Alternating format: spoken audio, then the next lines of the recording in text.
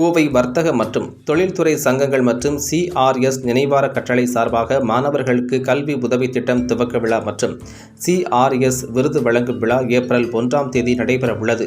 CR Swaminathan பல ஆண்டுகளாக ஏழை எளிய மாணவர்களின் முன்னேற்றத்துக்காகவும் அவர்களின் கல்விக்காகவும் தொடர்ந்து பல்வேறு உதவிகளை செய்து வந்தவர் ஆவார். அவரது நினைவை போற்றும் வகையில் பள்ளி கல்வி முதல் முதல்நிலை கல்வி வரையிலான நீண்டகால கல்வி உதவித்தொகை மற்றும் வழிகாட்டு திட்டம் கோவை வர்த்தக மற்றும் தொழில்துறை சங்கங்கள் மற்றும் CRS நினைவு அறக்கட்டளை சார்பில் ஏற்பாடு செய்யப்பட்டுள்ளது. இது குறித்தான செய்தியாளர் சந்திப்பு கொடிசியாவில் ஆக்கத்தில் நடைபெற்றது.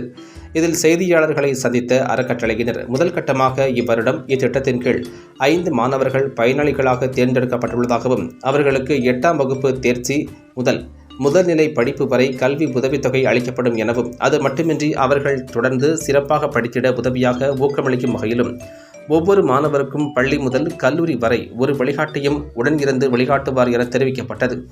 ஏப்ரல் 1ஆம் தேதி நடைபெறும் இவ்விழாவின் போது மற்றொரு இணை நிகழ்வாக சிறந்த நிறுவன உருவாக்கத்திற்கான CRS விருது ஜோஹோ நிறுவனத்தின் ஸ்ரீதர் வேம்பு அவருக்கு வழங்கப்படுவதாகவும் தெரிவிக்கப்பட்டது.